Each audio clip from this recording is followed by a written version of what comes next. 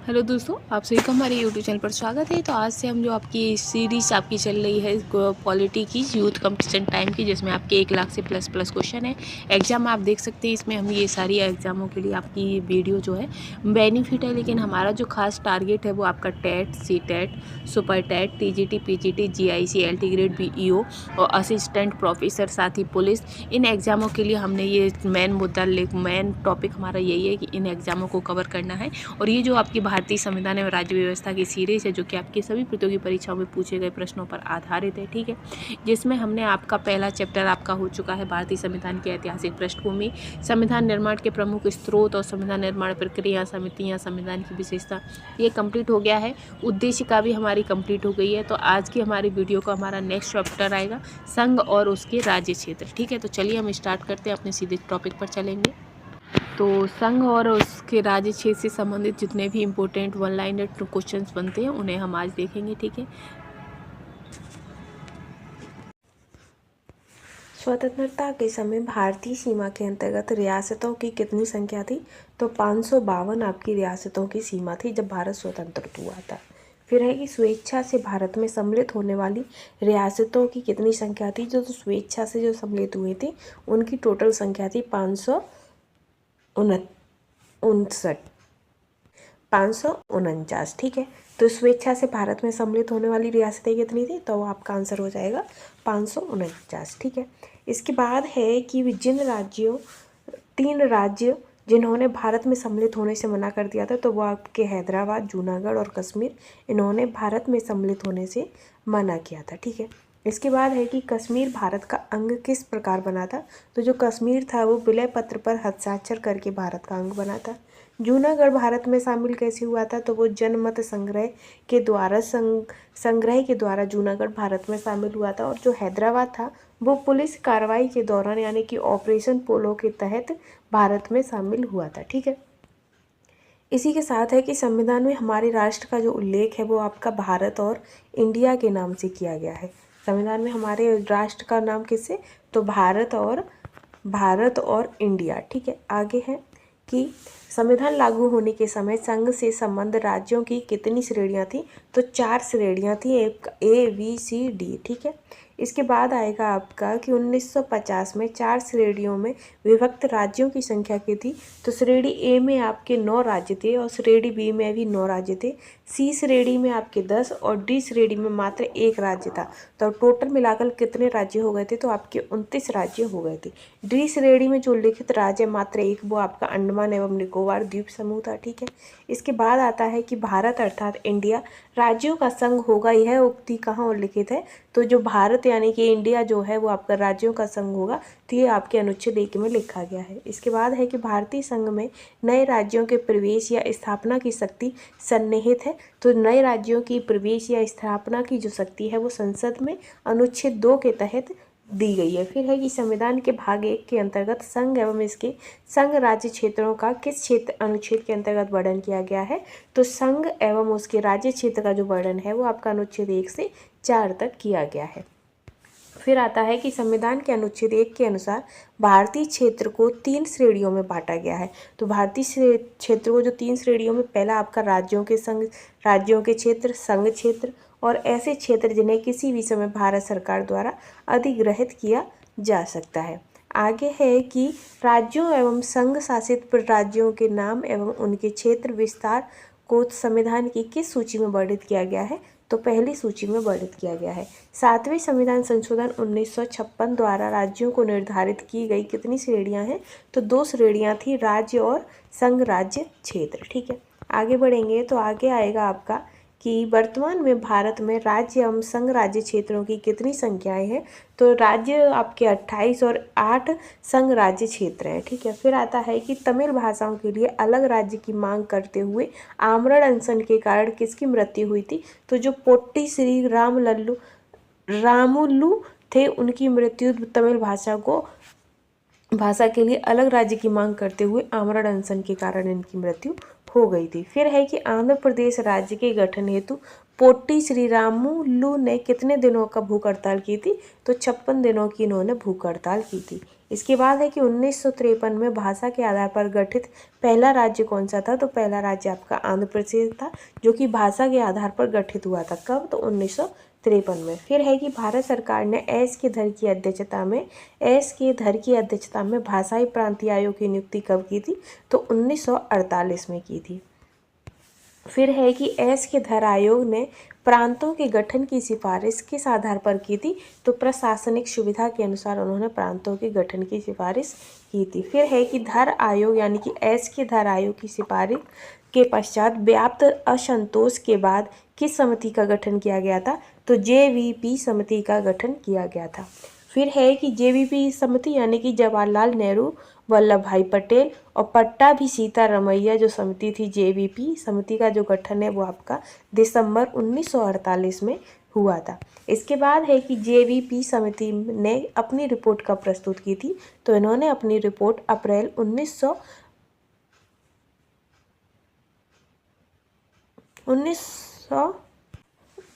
1949 में की थी। साथ ही क्या जेवीपी समिति ने राज्यों के पुनर्गठन के लिए भाषा के आधार को स्वीकार किया था? तो इन्होंने भाषा के आधार पर स्वीकार नहीं किया था। ठीक है। फिर है कि आंध्र प्रदेश राज्य का गठन किससे पृथक करके किया गया था? तो मद्रास से इसको अलग करके आंध्र प्रदेश राज्य का गठन किया गया था। ठीक है।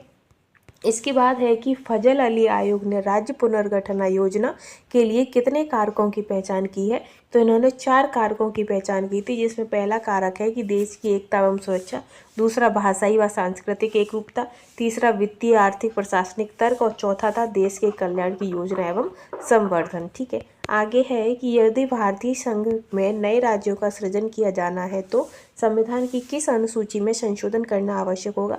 तो पहली अनुसूची में संशोधन करना आवश्यक है। साथ ही भारत में एक नया राज्य बनाने के लिए किस प्रकार का बहुमत चाहिए? तो साधारण बहुमत चाहिए। नए राज्य के गठन की शक्ति किस में निहित होती है? तो संसद में निहित होती है।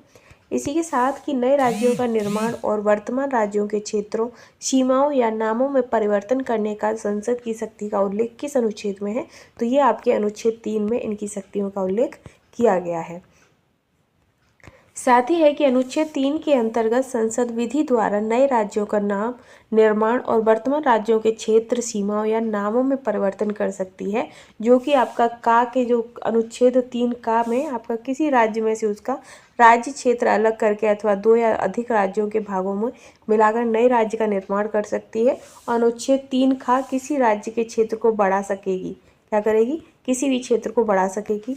वहीं जो अनुच्छेद 3 गा है वो किसी राज्य का क्षेत्र घटा सकती है। घा आपका किसी राज्य की सीमाओं में परिवर्तन कर सकती है, और जो णा है भी किसी राज्य के नाम में भी परिवर्तन कर सकती है। ठीक है। फिर आता है कि राज्य पुनर्गठन आयोग कब बनाया गया था? तो ये 1953 में बनाया गया था। राज्य पुनर्गठन अधिनियम कब लागू हुआ था? तो ये 1956 में लागू हुआ था। फिर 1 नवंबर 1956 को राज्य पुनर्गठन आयोग ने कितने राज्य एवं संघ राज्य क्षेत्र बनाए थे? तो इन्होंने 14 राज्य और 6 संघ राज्य क्षेत्र बनाए थे। ठीक है। इसके बाद है कि राज्य पुनर्गठन आयोग के में सदस्यों की संख्या कितनी थी? तो 3 सदस्य थे।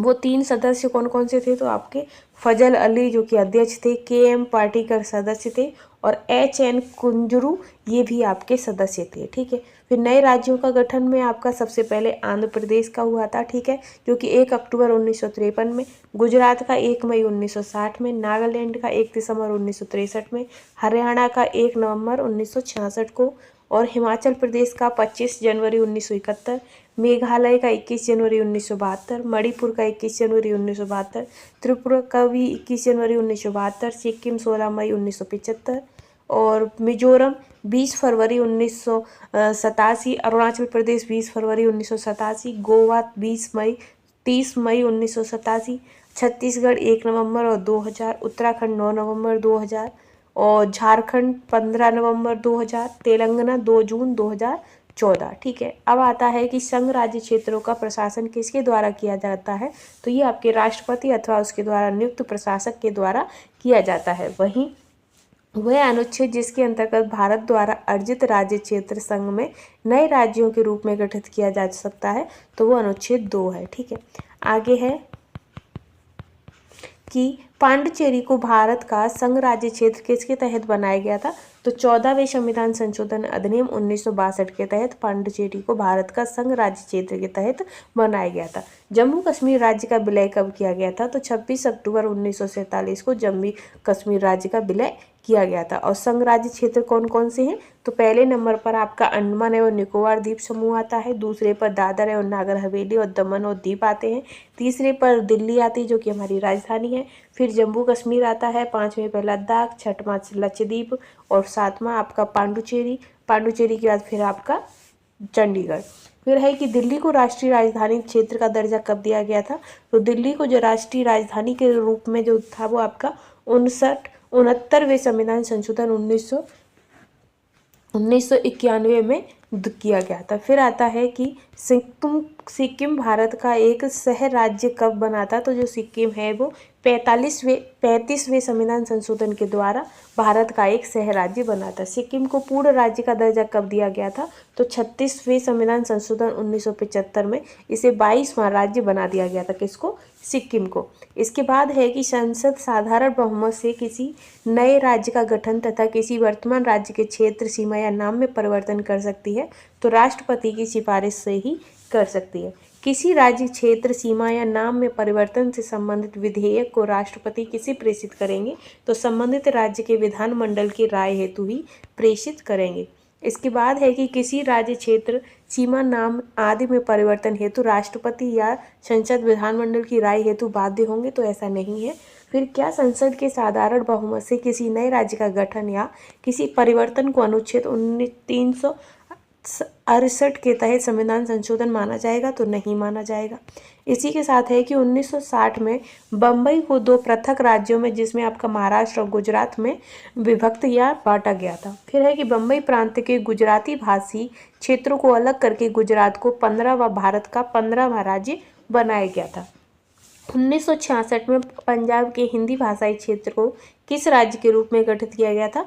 तो हरियाणा को। ठीक है। फिर है कि भारतीय संघ का 18वां राज्य कौन सा है? तो हिमाचल प्रदेश है, जिसे 1971 में एक अलग राज्य बनाया गया था। मणिपुर, त्रिपुरा, मेघालय राज्यों का जो गठन है वो क्रम से 19वां, 20वां और 21वां है। ठीक है। 19वां राज्य आपका मणिपुर है, 20वां त्रिपुरा है और 21वां आपका मेघालय राज्य है। सिक्किम 36वें संविधान संशोधन द्वारा पूर्ण राज्यों का जो दर्जा है वो 22वां है। 22वां राज्य कौन सा है? तो वो आपका सिक्किम है। ठीक है। मिजोरम, अरुणाचल प्रदेश और गोवा ये आपके 23, 24 और 25वें राज्य के रूप में अस्तित्व में आए। कब? तो 1987 में। ठीक है। 23वां राज्य कौन सा है? मिजोरम, 24वां अरुणाचल प्रदेश और 25वां गोवा है। आगे है कि 26वें राज्य के रूप में छत्तीसगढ़ राज्य का गठन कब हुआ था? तो 1 नवंबर 2000 में हुआ था। भारतीय संघ के अंतर्गत किसी राज्य को मिलाने का जो अधिकार है वो किसे है? तो वो संसद को है। ठीक है।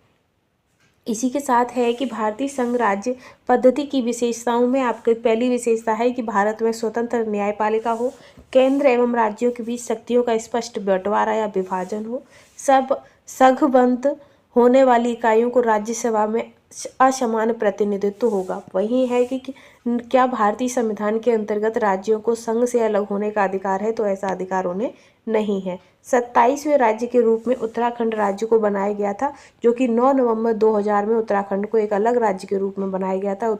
और वो कौन सा राज्य है उत्तराखंड? तो 27वें नंबर पर है। और वहीं 28वें राज्य के रूप में झारखंड बना है। और कब? तो 15 नवंबर 2000 को। ठीक है। फिर है कि तेलंगाना राज्य अस्तित्व में कब आया था? तो तेलंगाना राज्य आपका 2 जून 2000 में 29वां राज्य के रूप में अस्तित्व में आया था। जम्मू एवं कश्मीर पुनर्गठन अधिनियम 1919 के अंतर्गत जम्मू कश्मीर को 2 नए केंद्र शासित प्रदेशों में बांटा गया है। पहला आपका जम्मू एवं कश्मीर और दूसरा आपका लद्दाख। केंद्रीय गृह मंत्रालय के अधिसूचना के अनुसार जनवरी 2020 में 2 केंद्र शासित प्रदेशों दादर नगर हवेली और दमन दीप को संयुक्त रूप से केंद्र शासित प्रदेश बनाया गया है। अतः वर्तमान में कुल केंद्र शासित प्रदेशों की संख्या कितनी है? तो आपकी 8 है। ठीक है। फिर है कि दादर और नागर हवेली 1954 तक किस औपनिवेशिक शासन प्रणाली के अंतर्गत थे? तो पुर्तगाली औपनिवेशिक शासन प्रणाली के अंतर्गत थे। गोवा को पूर्ण राज्य कब प्राप्त हुआ था? तो पूर्ण राज्य का जो दर्जा है गोवा को 1987 में प्राप्त हुआ था। दमन और दीव को गोवा से अलग कब किया गया था? तो 56वें संविधान संशोधन के द्वारा दमन और दीव को गोवा से अलग किया गया था। फिर है कि बेरूवारी राज्य क्षेत्र पश्चिम बंगाल के भाग को पाकिस्तान को हस्तांतरित करने के लिए पारित किया गया संविधान संशोधन कौन सा है? तो 9वां संविधान संशोधन है, जो कि 1960 में हुआ था और इसके तहत बेरूवारी राज्य क्षेत्र पश्चिम बंगाल के भाग को पाकिस्तान को हस्तांतरित करने के लिए पारित किया गया था। फिर है कि सिक्किम राज्य के लिए विशेष प्रशासनिक व्यवस्था करने के लिए अनुच्छेद अंतः स्थापित किया गया, तो अनुच्छेद 371(4). ठीक है। फिर है कि अविभाज्य राज्यों का अविभाज्य संघ कहा जाता है, तो ये अमेरिकी संघ का है। भारत को घोषित किया गया तो राज्यों का संघ घोषित किया गया है। विभाज्य राज्यों का अविभाज्य संघ भारत है। इसी के साथ है कि अनुच्छेद 2 और 3 के अधीन नए राज्यों की स्थापना या उनके प्रवेश और विद्यमान राज्यों के नामों, क्षेत्रों और उनकी सीमाओं आदि में परिवर्तन के लिए बनाई गई विधियां अनुच्छेद 368 के अधीन संविधान के संशोधन नहीं मानी गई हैं, तो अनुच्छेद 4(2) के अंतर्गत नहीं मानी गई हैं। फिर है कि वह अधिनियम जिसके अंतर्गत केंद्र तथा राज्यों के मध्य और विभिन्न राज्यों के मध्य परस्पर सहयोग के लिए क्षेत्रीय परिषदें स्थापित की गई हैं, तो राज्य पुनर्गठन 1956। वर्तमान में देश में क्षेत्रीय परिषदों की संख्या कितनी है? तो 5 है। 5 कौन कौन सी है? तो उत्तरी, मध्य, दक्षिणी, पूर्वी और पश्चिमी। ठीक है। फिर है कि क्षेत्रीय परिषदों का गठन किसके द्वारा किया जाता है? तो राष्ट्रपति के द्वारा किया जाता है। इसी के साथ है कि क्षेत्रीय परिषद किस प्रकार का निकाय है? तो ये आपका परामर्शदात्री निकाय है। प्रत्येक क्षेत्रीय परिषद में सम्मिलित किया जाता है तो राष्ट्रपति या गृह मंत्री द्वारा मनोनीत केंद्रीय मंत्री तथा संबंधित राज्यों के मुख्यमंत्रियों को सम्मिलित किया जाता है। वहीं संघ राज्य क्षेत्र दिल्ली को राष्ट्रीय राजधानी क्षेत्र का जो दर्जा है वो कब दिया गया था? तो अनुच्छेद 239 का के तहत इसको राष्ट्रीय राजधानी के रूप में माना गया था। इसके बाद है कि राज्यों के पुनर्गठन से संबंधित विभिन्न आयोग हैं, तो 1903 में सर हर्बर्ट रिसले का आयोग आया था। 1911 में लॉर्ड हार्डिंग का आयोग था। 1918 में मॉन्टेग्यू चेम्सफोर्ड रिपोर्ट थी। 1928 मोतीलाल नेहरू रिपोर्ट थी। इसी के साथ है कि भारतीय स्टैचू कमीशन, तो ये 1930। 1931 में ओर्डिनाल आयोग था। 1936 में भारतीय सांविधानिक सुधार संयुक्त समिति। 1948 में धर आयोग। 1948 में जेवीपी आयोग। फिर है कि 1953 में फजल अली आयोग था। तमिलनाडु की राजधानी मद्रास थी, इसका परिवर्तित नाम क्या है?